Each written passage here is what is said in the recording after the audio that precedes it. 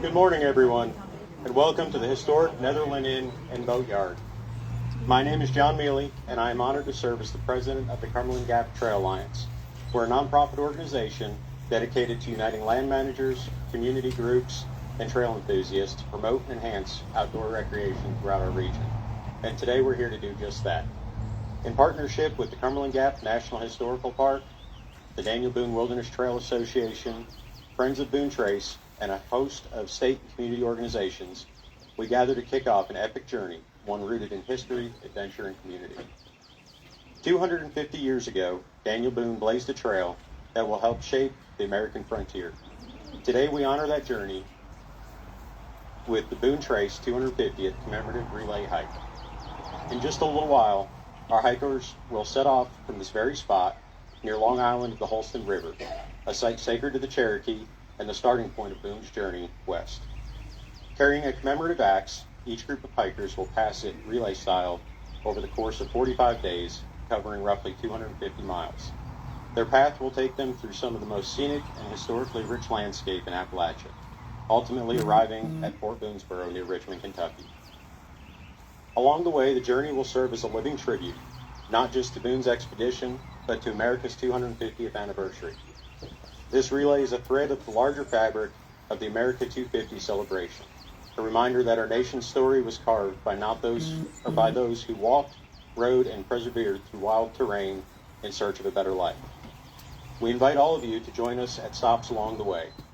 This Saturday, we will visit the Blockhouse at Natural Tunnel State Park, where reenactors will showcase a variety of demonstrations that reflect the skill and activities necessary for survival during Boone's time. Then on Sunday, our hikers will arrive at the Daniel Boone Wilderness Trail Interpretive Center in Duffield, just beneath one of the last unpaved sections of the original trail in Virginia, crossing over the rugged and beautiful Cane Gap. The following Saturday, we'll visit an awe-inspiring natural bridge at the Cedars Nature Preserve in Jonesville, a site that has captivated travelers for centuries. There we'll reflect not only on the journey Boone made, but on the importance of preserving the land that holds these stories. On May 9th, as we near Cumberland Gap, we'll stop at Martin Station at Wilderness Road State Park, just as Boone did, minus the Wilderness Road State Park, of course. Visitors can experience 18th century life through immersive living history and learn about the trials and triumphs of frontier life. And then on May 10th, we invite all of you to lace up your boots and join us as we cross the Cumberland Gap into Kentucky. The Cumberland Gap National Historical Park will lead the hike, followed by a day on Sunday complete with living history, storytelling, and hands-on demonstrations that bring Boone's world to life. Come Monday, May 12th, the town of Middlesboro will roll out a welcome mat with a parade of band and school children presenting what Boone's legacy means to them. It's these local celebrations, these moments of connections, that make the journey special. From there, we'll follow the trail as it winds over mountains, through forests, and across the Cumberland River in Pineville. We'll pass through little-known places with great historical significance, places such as Bimble, Hazel Patch, Flat Lick, and Twitty's Fort, with receptions and events along the way. We will conclude the hike when we arrive at June 7th at Fort Boonesboro, after walking in the footsteps of pioneers and pathfinders, both past and present. Of course, not everyone can hike the trail with us, but everyone can be part of the journey. We invite folks across the region to visit their local historical sites and sign the Gone to Kentucky roster. There's actually a table back here with QR codes. You can scan that. It'll be a traveling record of participation that will be displayed alongside the commemorative axe at Fort Boonesboro at the conclusion of the hike. Whether you walk a mile or simply sign your name, your presence becomes part of the legacy. Before we set off, I want to take a moment to thank the sponsors and supporters who helped make this commemorative journey possible. A heartfelt thanks to Visit Kingsport, Friends of Southwest Virginia, and Food City for their generous support. And to all those involved in the planning, coordination, and behind-the-scenes efforts, thank you. This hike is a testament of what we can accomplish when communities come together around a shared purpose. This journey isn't just about retracing a historic route. It's about celebrating the spirit of discovery, the resilience of communities, and the shared stewardship of the natural world. Whether you're hiking a section of trail, cheering from the sidelines, or signing your name in solidarity, you are part of this story. Together, let's honor the past, explore the present, and shape the future with the trails that connect more than just places. They connect people, purpose, and the land we call home. And now please join me in welcoming the Mayor of Kingsport, Mayor Paul Montgomery.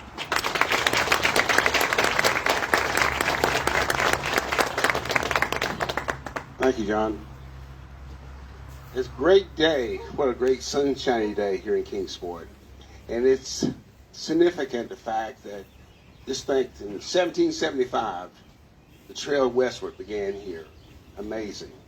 Let me first say thank you to the Visit Kingsport, the Chamber, for the work you've done making this day happen.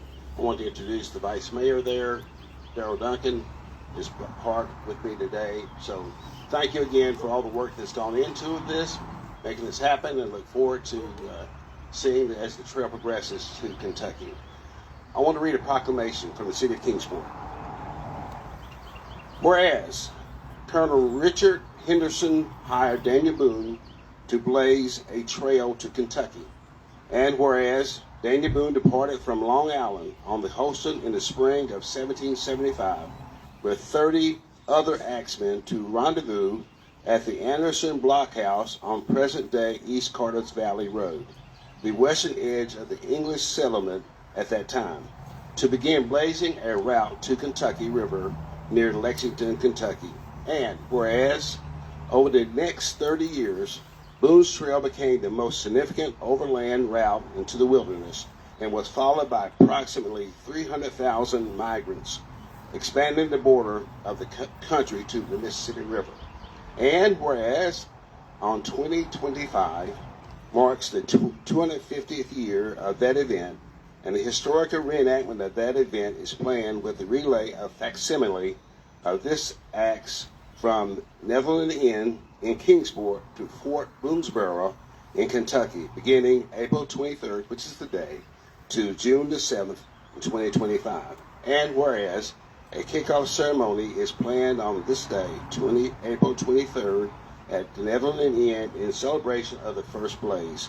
Now, therefore, I, Paul W. Montgomery, Mayor of the City of Kingsport, and on behalf of the Board of Mayor and Aldermen of the City of Kingsport, do hereby proclaim April 23rd as Daniel Boone Day in the City of Kingsport, and encourage Kingsport citizens to participate in honoring the pioneers of westward expansion and those who helped shape our nation. In witness hereof, I have hereto set my hand, caused the seal of the City of Kingsport, Tennessee, to be fixed on the 23rd day of April in the year of our Lord, 2025. Paul W. Montgomery. Thank you.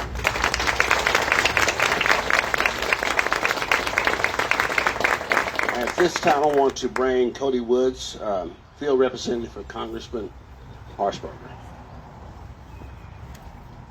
Thank you, Mayor.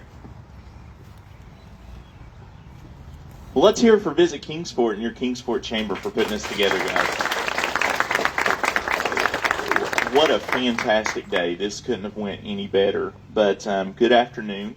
It is a privilege to be here with you all today on behalf of Congresswoman Harshbarger. She was truly looking forward to joining you in person for this incredible moment, especially here in Kingsport, a model city with such deep roots in our national story. But unfortunately, she was called away for official business with fellow House members. So she asked me to express her full support for what today represents for both East Tennessee and our country. This isn't just a local celebration, it's a national moment. What begins today with the first blaze of the Boone Trace here in Kingsport is part of a much larger initiative tied directly to America's 250th anniversary.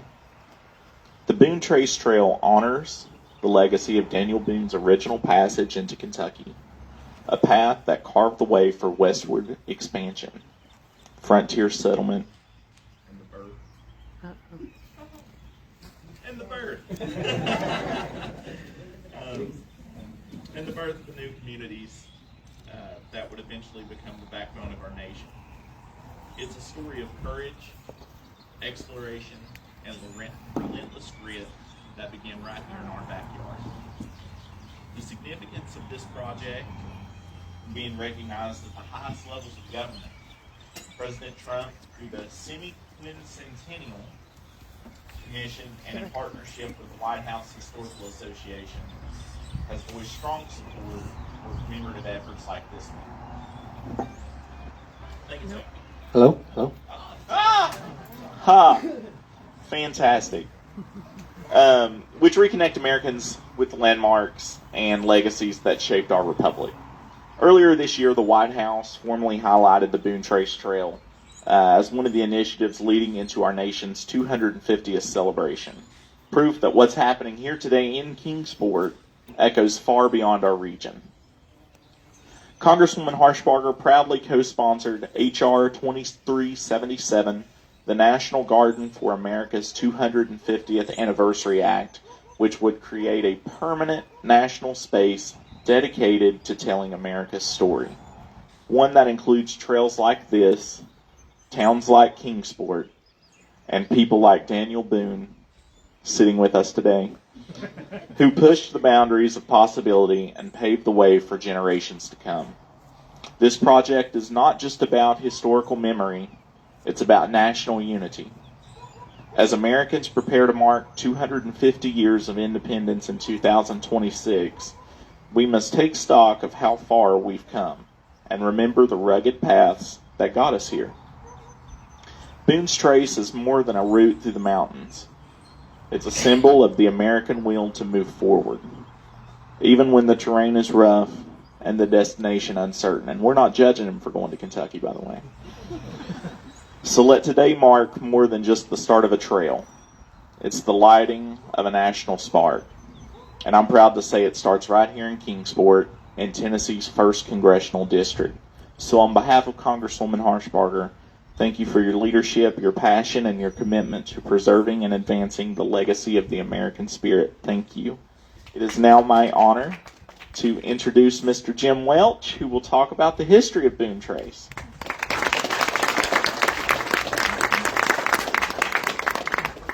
Because just what everybody wanted to do is have a history lesson today, right?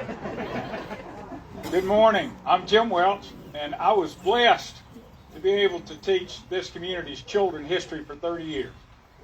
And so history just happens to be one of my passions, and I'm very honored to be able to share this day with you. As a child, I got interested in history watching the Rocky and Bullwinkle show because of Mr. Peabody and Sherman. Anybody remember Mr. Peabody and Sherman? Those of you that are a little younger, there was a movie, a Mr. Peabody and Sherman movie later that I did not like, but I liked the old. And by the way, episode 49 of the original Mr. Sherman and Peabody is Daniel Boone. You won't want to watch it, but watch it anyway. You can get it on YouTube and have fun. And then it's the first time I've taught a class that Daniel Boone is here. All right, so the first thing we got to know is it Dan, is it Daniel, or Daniel? Daniel. Daniel. Got it? So Daniel Boone is here. We call him Daniel in history because that's how you spell his name, right? Okay. So to do this, and the old history teacher before internet, I'd pull a map down because you can't talk about this trail without talking about the French and Indian War. So what happened in the French and Indian War, which was part of the 7 Years' War, it took place between 1754 and 1763. It was actually the first world war. The 7 Years' War was fought all over the world, and the primary opponents were France and its allies and England and its allies. And one of the sparks that started that global war occurred when a 21-year-old Virginia militia officer named George Washington went a little too far west, had an encounter with a French group, a military encounter that should not have happened, and the diplomacy of that kind of went haywire, and that and a whole bunch of other stuff made the war occur. So here's why that war was important. The British are fighting this war all over the world, so they can't spare too much of their navy or too much of their army to fight it here. So they take colonial militia units and arm them. I'll get back to them later. Now, the colonial militia units knew more about fighting the Indians than the British did. The British like to march in lines with red coats on, and that doesn't work well when you're fighting in the woods and you're fighting against people who hide behind rocks. But nonetheless, what happened was the colonial militia units who lived east of the Appalachians and northern enough east of the Appalachians went west of the Appalachians and the Appalachians, and they saw the Ohio Valley, and they liked it. Because that's where part of the war took place. And they went back home on the other side of the mountain and talked about how lovely this place was. Well, then the British government came down, because the reason the British won is because the French went broke. And the Brits were all but broke. So one of the things they did was they drew a line down the crest of the Appalachian Mountains called the line of demarcation. And they said to the British colonists, if you go west of that line, you don't have our protection anymore. Because the British citizens lived under what was called Citizen Britannia, which meant that if they went somewhere, the British government went with them. If they flew the British flag somewhere, the British defended them. And it was too expensive for them to look at going into the Ohio Valley and fighting Indians and the French that were remaining all over again, so they told them not to go. You cannot go. So what happens when you draw a line and you tell people they cannot go on the other side of that line? There is a certain personality group that would have never thought of going to the other side of that line until somebody told them, you can't go there. Okay? That helps us understand our Appalachian roots, doesn't it? Attitude-wise, having to do with that particular line. Well, let's talk about the economy of the time, because a lot of the economy of the time, the wealth coming out of the Ohio Valley, was primarily because of furs. And one of the things that the rich people in Europe liked to do was wear American furs. And nothing screamed wealth like a hat made out of a North American beaver pelt. It was like having a pony on your shirt. Right? So there's this huge people. There was 1 million pelts a year going across the Atlantic Ocean from North America. The French hired the Indians in the Ohio Valley to do the hunting for them. And they gave them guns. And they traded goods with them. And so they got along kind of well. Well, here come the British guys who fought the Indians, and they're not going to get along very well. Right? So you start seeing this migration that would not have happened without that French and Indian War. So now the people that are coming over here, mostly the English, are long hunters. And they're coming over here for the pelts, to sell the pelts, to get into the trade. And there's something about animals and salt licks. You heard a mention about a salt lick? So if you're going to go hunting, you know where a good place to go hunt for animals is? Anywhere around the salt lick. Okay? So the first people coming over are those people. Well, there's people in North Carolina, in a little town, and they organized a company called the Transylvania Company. And the idea of the Transylvania Company is they're going to invest and they're going to build a colony around where one of these salt licks are, a British colony over there. Okay? This is what they're going to do. And they negotiate what we would call an extra-legal contract. Y'all know what extra-legal is? Have I got a lawyer in here? Extra-legal means it's not legal, but it's not illegal. So the phrase for that is extra-legal. Okay? Nobody's made it illegal yet, but if they could, they would. Well, a court won't recognize an extra-legal contract, but needless to say, the Transylvania Company negotiated a contract for a huge piece of land, and to lead people there, what they needed is a path and a trace to get to it. So they're going to hire a guy who is a legend in his time, and that guy's Daniel Boone. Now, this is pre-internet. This is pre-news. I mean, the closest newspapers are on the coast of North Carolina and the coast of Virginia, and they're published periodically. So when we talk about somebody being a legend, my talk is flying away. We talk about somebody being a legend in the 1700s. It's all word of mouth, and there's stories about this guy, and some of them are true, and some of them are kind of true, and some of them are just, yeah. But nonetheless, the guy is a legend. He's a guy that people will follow, no matter where he goes. So if I'm one of these people and you're going to take me into the wilderness where people are going to kill me, and I'm going to make a trail there, who am I going to get to do that? Who can I get that people would actually follow into that? And the answer to that was Daniel Boone. So they come back over here and toward Elizabeth, and it's at the fort at Sycamore Shoals, and they negotiate another one of these contracts. And it involved like paying them what today is the equivalent of a couple of $1 million for, I don't know, what is it, 20 million acres of land or something like that.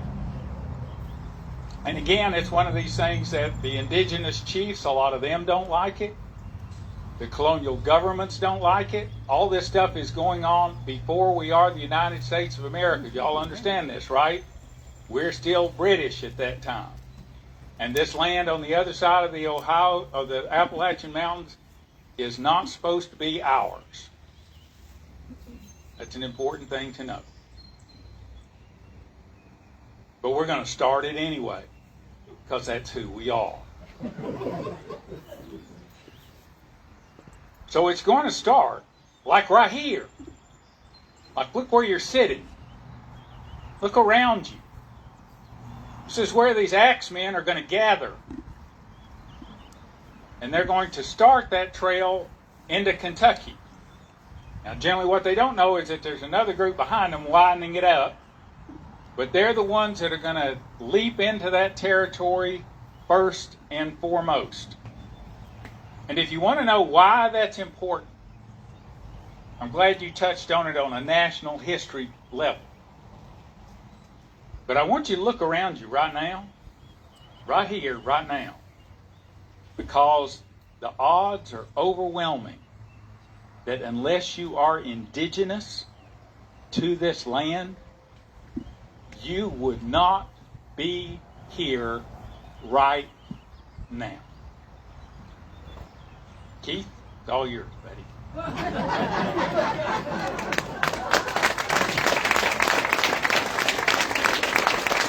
I don't know who scheduled me to talk after Jim, but I need to thank him thoroughly. Yeah, I think I'm done. First of all, I want to reiterate, etc., a lot of thanks to a lot of people to make this thing happen. Visit Kingsport, Lara, thank you, and your team done a terrific job. When I was told we needed to lead this thing off, I said, I can't do this. I have to have help, and I know where help was. Visit Kingsport Chamber. They've been terrific. As a matter of fact, the Daniel Boone Wilderness Trail Association itself started at the Kingsport Chamber with their help back in 1994. So they've been a part of the story for a long, long time. Great people. Netherland Inn, Glinda, where's Glinda? Glinda Babali, where's Glinda? Thank you. Oh, there you are. Thank you and your team for setting all this up. When we announced the self-guided auto tour, which was our first project of the Daniel Boone Wilderness Trail Association, we created a self-guided auto tour that starts here. And we had the kickoff celebration right here. I don't think this was here, but right here at this spot. And we had Governor Sundquist, and we had Congressman Boucher, and we had a lot of people that kicked it off. So there's a lot of history here, not just from 250 years ago, but more recent than that. So we want to thank you. And by the way, make note, to get the full, if you didn't get a chance to go through the Netherland Inn, you really ought to. It's a terrific place. The full tours with all the history start next Saturday, first Saturday in May. Kentucky Derby, right? Kentucky Derby Day. The full start right down here where they'll have tours, the full history and reenactment and all the things that go on. And that's the first Saturday in May through the last Sunday in October. Tours are from 2 to 4 o'clock. I encourage you to come and see the inn if you haven't. It's a terrific place to be. And before I continue, I want to make an admission here. I'm doing a reenactment too today. I'm reenacting Jeff Fleming. I'd asked Jeff Fleming a former city manager to talk a little bit about the migration story and et cetera. Jeff's out of town, so I'm reenacting Jeff Fleming. This is Jeff's research, and I say that so if I've offended anybody, it's Jeff. Or if I get anything wrong, it's Jeff, okay? But it's not just... Jeff is, if you don't know Jeff Fleming, as far as I'm concerned, he wasn't just a city manager. He is the leading Kingsport cheerleader. There is nobody who cheerleads Kingsport more than Jeff Fleming. He's a great man. And so you might imagine this is a lot about Kingsport.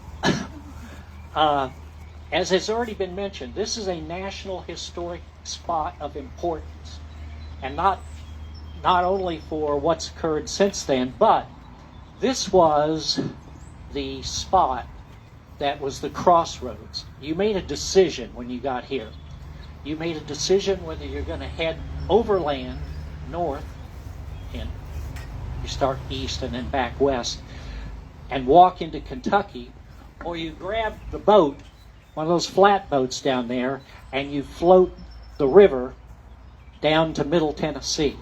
So this Kingsport was that crossroad where you made that decision. Am I going to walk or am I going to ride the river? And over the years, 200,000 to 300,000 people have made that trip. And now from Jeff. Daniel Boone's Trail played a pivotal role in the westward expansion during the late 18th century. This path through the Appalachian Mountains became a gateway for settlers seeking new opportunities on the western frontier, with Kingsport, Tennessee emerging as a crucial crossroads for the migration into Kentucky and beyond. In 1775, Daniel Boone, a renowned frontiersman, was hired by the Transylvania Company. I guess he got that right, didn't he, Jim? To carve a route through Cumberland Gap into what is now Kentucky. The area, part of Virginia and Carolina colonies at that time, had no formal boundary lines, which later led to disputes over land. Boone's journey was fraught with challenges, including resistance from Native American tribes, but his trail through the Gap would become the most significant overland route into the western frontier for the next 30 years. Boone's team of axemen and women, I understand there are 2 women, right, Daniel, on the journey? And they were daughter and, was it, I forgot. But there were 2 women on this trip, by the way. Traveled, it was a primary route not only but to Middle Tennessee, including the eventual site of Nashville. By the late 18th century, tens of thousands had passed through Kingsport, expanding the American settlement into the frontier and contributing to Kentucky's statehood in 1792. Numerous prominent families, you knew Jeff would include families here, numerous prominent families traveled along the Wilderness Trail. All you need to do is look at prominent street names in downtown Louisville, or the names of cities, counties, or schools across Kentucky and Tennessee. First and foremost, of course, was Boone, the Boone family. Daniel Boone, one of the most famous frontier, led several expeditions through his path, helping establish key settlements like Boonesboro. His efforts opened the western frontier for settlers seeking new opportunity. The Lincoln family, Thomas Lincoln, father of Abraham Lincoln, settled in Kentucky. He traveled the wilderness route with his family, and his experience on the frontier, Lincoln's, influenced the future president's values of perseverance and resilience. The Crockett family, Davy Crockett's ancestors, were among the settlers in Tennessee that came through Kingsport, and Davy's own journey through the trail solidified his role as a frontier hero, politician, and contributed to Tennessee's identity and hero of the Alamo. The Jackson family, Andrew Jackson, who would become the 7th president of the United States, passed through the Cumberland Gap on his journey westward. His experience in Tennessee helped shape his future political career. The Clay family, Henry Clay, skilled statesman, Cassius Clay, and abolitionist, both played influential roles in Kentucky's history. Their political and social contributions had lasting impacts on both Kentucky and the nation. By the way, Muhammad Ali, formerly Cassius Clay, was named for the famous abolitionist. The Shelby family, Isaac Shelby, the first governor of Kentucky and Revolutionary War hero, played a significant role in Kentucky's statehood. The Shelby family helped shape both Tennessee and Kentucky, with cities like Shelbyville and counties named in their honor. Bristol was the site of Shelby's fort. The Preston family. The Prestons established Fort Preston, modern site of Virginia Tech, and Preston Station near Lexington. Both before building the historic Oxford. Hello? Back on. Before building the historic Oxmoor Estate in Louisville, now recognized as one of the state's premier retail centers. The Campbell family. William Campbell, a military leader in the American Revolution, played a vital role in the early settlement of Virginia, Kentucky, and Tennessee. Counties and cities like Campbellsville in Kentucky were named after them. The Floyd family. John Floyd helped map and establish Kentucky's early frontier settlements. His contributions to the military defense and state's growth are integral to Kentucky's development. The Logan family. Benjamin Logan was a Revolutionary War hero who led efforts to settle Kentucky and defend it from the Native American attacks, significantly shaping the state's early governance. The McGaffey brothers. The McGaffey brothers helped establish McGaffey Station near modern Harrodsburg as one of Kentucky's early defensive settlements, contributing to the safety and growth of the region. Flanders Calloway, who married Daniel Boone's daughter, helped solidify the Boone's family influence in Kentucky. The Kenton family. Simon Kenton, a former frontier hero and companion of Boone, played a key role in the settlement and defense of Kentucky. So yes, all these families passed through the Boatyard or down the trail through Kingsport and became a critical migration trade hub along the Holston River. Early settlers used this location to build flatboats and to prepare for their journey, collect supplies downriver or overland through Cumberland Gap. The Boatyard's strategic significance during the American Revolution as a staging ground for frontier militias further cemented its role in the Western movement. In conclusion, the Wilderness Trail, with Kingsport as a key stop, was instrumental in shaping the early history of Tennessee and Kentucky. The migration along this path spurred the development of new communities, leading to Kentucky's statehood and expansion of settlement into Tennessee. The legacy of the Wilderness Trail, its influential families that traveled it, continues to be honored as we are today through historical sites, preserved portions of the trail, which remind us of the resilience and determination of the early pioneers. Thank you, Jeff Fleming. So at this point, we need to start this hike rolling. So I'd like to call Daniel Boone forward.